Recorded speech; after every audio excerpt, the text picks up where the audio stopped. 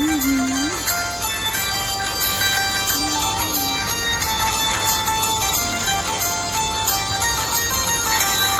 হয়ে ডাকলে পরে মাঝে সাড়া দেয়, ভালোবেসে আপন করে কাছে টেনে নেয়।